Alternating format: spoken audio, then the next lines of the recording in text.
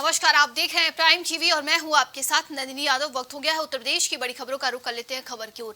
लखनऊ में all India passport कर्मचारी संगठन ने विदेश मंत्रालय की नीतियों के खिलाफ देशव्यापी विरोध प्रदर्शन शुरू किया है। इस विरोध प्रदर्शन का आज तीसरा दिन था, जिसमें देश भर के कर्मचारियों ने अपने भोजन को त्याग कर लंच टाइम में प्रदर्शन किया। साथ ही अपनी 20 सूत्री मांगों को लेकर जोरदार विरोध दर्ज किया है। बता दें कि कर्मचारियों की लंबे समय से लंबित मांगों की सूची में शनिवार को कार्यालय बंद रखना, ट्रांसफर पॉलिसी लागू करना, रिक्वायरमेंट रूल में सुधार लाना आदि शामिल है, जिन्हें नियमित अनुरोधों के बावजूद मंत्रालय लगातार नजरअंदाज करती आ रही है। राजधानी लखनऊ के रीजनल पासपोर्ट मुख्यालय पर आज यहां के कर्मचारी 3 दिनों से प्रदर्शनरत हैं। आज भी प्रदर्शन कर रहे हैं। प्रदर्शन की खास बात यह है कि ये कार्य का बहिष्कार नहीं कर रहे हैं और लंच का कहीं ना कहीं बहिष्कार करके अपनी मांगों को सरकार और शासन से मांग रहे हैं। इनके हाथों में नेम प्लेट है, प्ले कार्ड के माध्यम से कहीं ना कहीं ये अपनी तमाम जो इनकी मांग है उसको कहीं ना कहीं रखने का प्रयास कर रहे हैं। All India passport staff association के तत्वाधान में ये कहीं ना कहीं विरोध प्रदर्शन हो रहा है, धरना प्रदर्शन कह ले या विरोध प्रदर्शन कह ले, ये हो रहा है। साथ ही अगर बात की जाए तो इसमें हर एक वर्ग के कर्मचारी मौजूद हैं, चाहे बात की जाए युवा, चाहे बात की जाए बुजुर्ग, चाहे बात की जाए महिला, हर एक वर्ग कंधे से कंधा मिलाकर अपनी मांगों को, अपने अधिकारों के लिए कहीं ना कहीं आज 3 दिनों से लगातार आज अपने दफ्तर के बाहर आज एक धरना स्वरूप में बैठे हुए हैं। या और बात की जाए तो यहाँ आप देख सकते हैं तस्वीरों में कि AIPSA जिंदाबाद के नारे इनके हाथ में कहीं ना कहीं नेम प्लेट के माध्यम से है और ट्रांसफर नीति मानवीय बनाओ, हम अब विश्वास जगाओ, इन तमाम मांगों को लेकर मौजूद हैं। हम यहाँ के कर्मचारी से बात करेंगे। सर, आज 3 दिनों से लगातार आप लोग लंच का बहिष्कार कर रहे हैं, कार्य का बहिष्कार नहीं कर रहे हैं, किस वजह से लंच का बहिष्कार कर रहे हैं? एक्चुअल में आप सबको पता भी होगा, पत्र पत्रिकाओं के माध्यम से हमारे विदेश मंत्रालय में लगभग 2700 का सैंक्शन स्ट्रेंथ है और आज के डेट में मात्र हमारे 1600 लोग पूरे हिंदुस्तान के पासपोर्ट जारी कर रहे हैं। पहले जब 2700 की फुल स्ट्रेंथ हुआ करती थी तब हम 50 लाख पासपोर्ट जारी करते थे। आज के डेट में मात्र 1600 लोग हमारे साथ में हैं, क्योंकि सारे लोग रिटायर कर रहे हैं और भर्ती होती नहीं है। उसके वजह से और उसके बाद जहां 50 लाख पासपोर्ट फुल स्ट्रेंथ में करते थे, आज के डेट में मात्र 1600 लोग 1.25 करोड़ और 1.5 करोड़ पासपोर्ट हम जारी कर रहे हैं। आप समझ सकते हैं कि हमारे पर कितना बर्डन पड़ता होगा। आउटसोर्सिंग से कर्मचारियों को रखा गया या बात की जाए तो संविदा पे नहीं, आउटसोर्सिंग का काम है, लेकिन आउटसोर्सिंग हमारा जो सॉवरेन वर्क है वो नहीं करता है। वो फाइलों को सपोर्ट करने के लिए उनको रखा गया है। जो हमारा जो सॉवरेन फंक्शन जितना भी है वो हमारे रेगुलर स्टाफ करते हैं और रेगुलर स्टाफ की संख्या इतनी कम है। जो एक नॉर्म्स बनाया गया है कि आप 150 फाइलें करेंगे, आज 300-400 फाइलें कर रहे हैं और ये लगातार करते जा रहे हैं। कैडर रिस्ट्रक्चरिंग के लिए हम डिमांड करते हैं।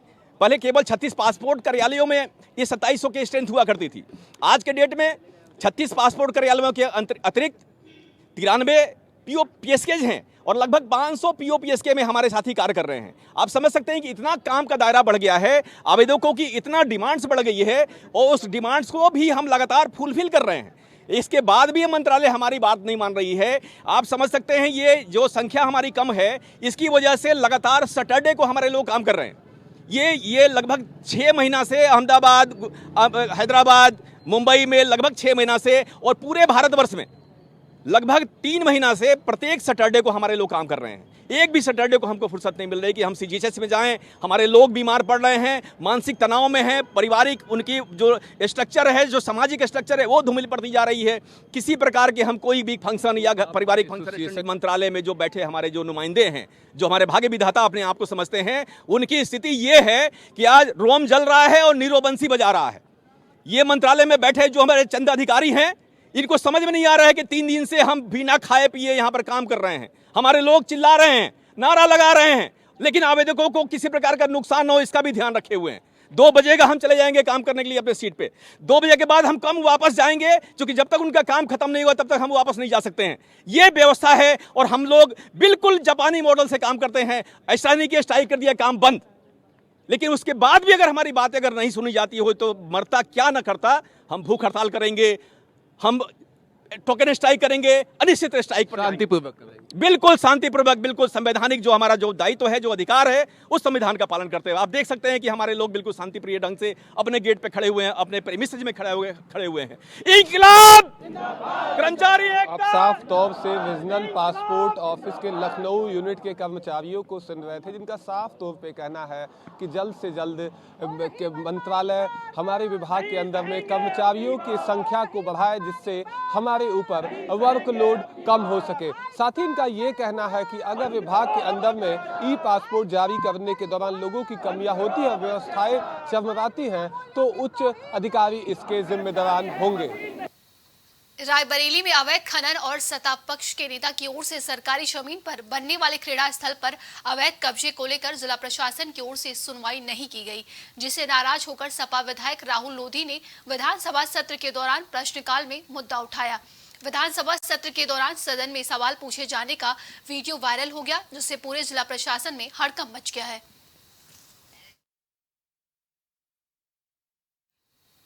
मेरठ में भारतीय किसान यूनियनों ने किसान की कई समस्याओं को लेकर ट्रैक्टर तिरंगा यात्रा निकाली। भाकियों सहित किसानों ने गांव से शहर तक ट्रैक्टर मार्च निकाला और पावर एमडी के ऑफिस का घेराव करते हुए प्रदर्शन किया।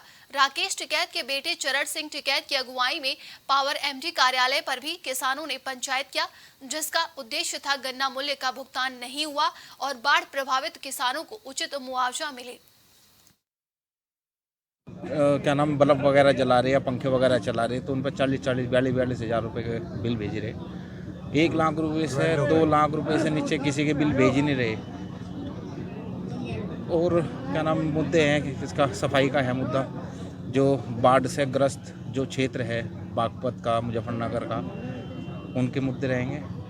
मेन मुद्दा गन्ना भुगतान का रहेगा और बिजली का, और जो 10 साल पुराने ट्रैक्टर है उनका रहेगा। तो विधानचल विभाग को आपने पंचायत के लिए क्यों चुना है और किस अधिकारी के सामने अपनी मांग है? अधिकारी जो भी आओगे, कोई भी अधिकारी आओ, उनसे संबंध में बात करी जाएगी।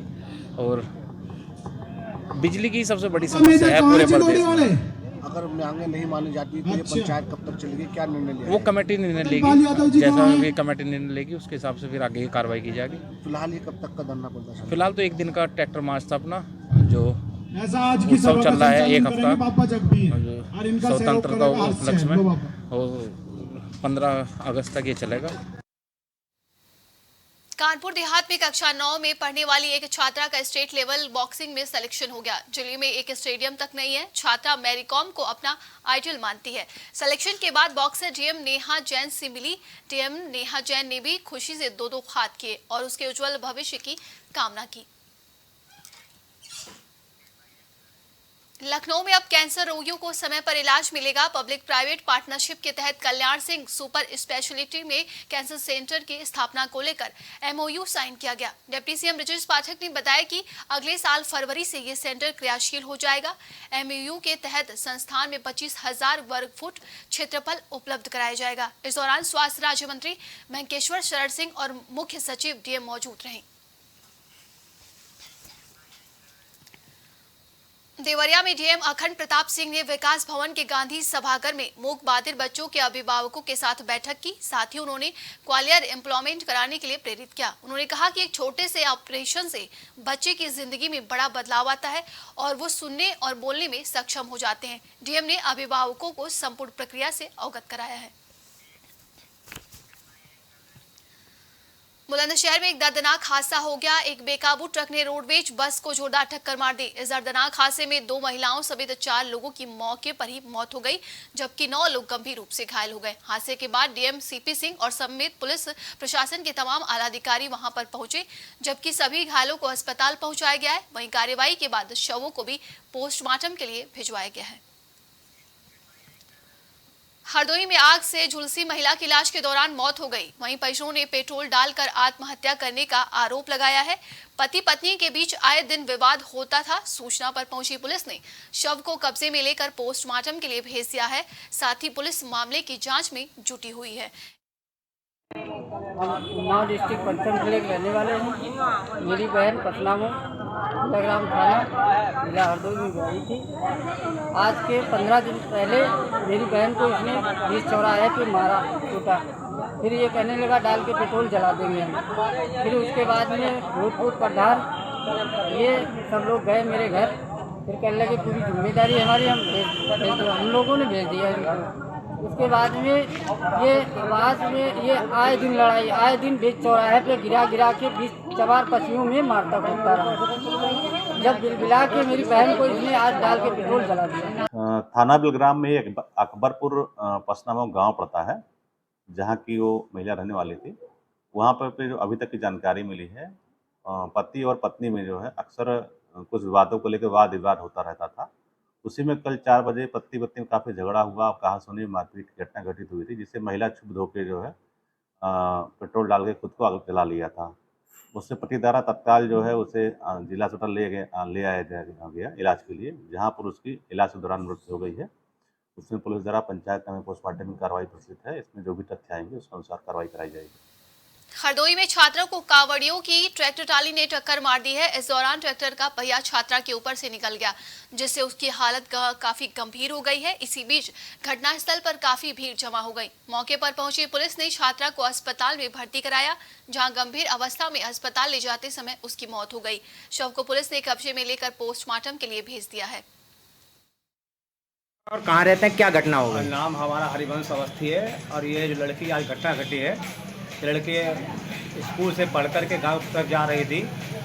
उधर से इसका लड़की का नाम क्षमा है और बाप का नाम इसके राकेश है और ये बहादुर की रहने वाली है। तो छुट्टी के बाद ये घर जा रही थी साइकिल से, तब तक उधर कांवड़ से भरे सवारी में टाली आ रही थी, तो टाली इसके टक्कर जोरदार मार दी। उसके बाद टाली का ट्रैक्टर का पहिया इसके ऊपर से निकल गया, तो मरणासन्न हालत में इसको वहाँ अस्पताल रेफर कराया गया है, जिला अस्पताल। लड़के 8 बहनें हैं और बेहद ही गरीब परिवार की है।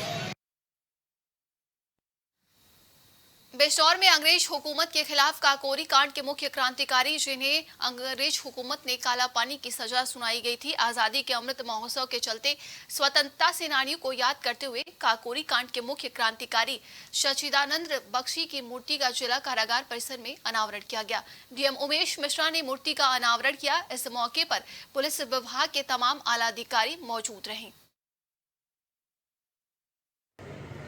आप सभी जानते हैं हमारे स्वतंत्रता संग्राम की लड़ाई में हमारे श्रद्धेय सचिंद्रनाथ बख्शी जी का क्या अमूल्य योगदान रहा है। इस बिजनौर के जिला कारागार में सचिंद्रनाथ बख्शी जी 2 बार कन्फाइनमेंट पे रहे हैं। एक बार 1928 के द्वितीयार्ध में रहे हैं, बीच में 5 दिन के लिए बाहर उनको किया गया था। पुनः 1928 के अंतभाग से लेकर 1929 के बीच तक यहाँ पर वो कन्फाइनमेंट पर रहे हैं। ये हमारे जो स्वतंत्रता सेनानी में हम लोग नाम लेते हैं, राम प्रसाद बिस्मिल, खुदीराम बोस, भगत सिंह जी, सबका हम लोग नाम लेते हैं। और काकोरी के कांड के बारे में आप सब जानते होंगे, जो काकोरी के जो शहीद हमारे रहे हैं, उन्हीं के साथ ये काम करते थे और इसीलिए हम लोग स्वतंत्रता संग्राम के एक पुरोधा के रूप में हम लोग इनको गिनते हैं। और उसके साथ साथ आज इस अवसर पर उनका न सिर्फ मूर्ति का अनावरण किया गया, बल्कि 419 ऐसे स्वतंत्रता सेनानी जो समय समय पर, अभी तक के हमारे डेटा के हिसाब से 419 मिलता है, हो सकता है आने वाले समय में और भी कुछ हम लोग देखेंगे। आज के लिए उत्तर प्रदेश की खबरों में बस इतना ही। देश दुनिया की तमाम खबरों के लिए देखते रहिए प्राइम टीवी। नमस्कार।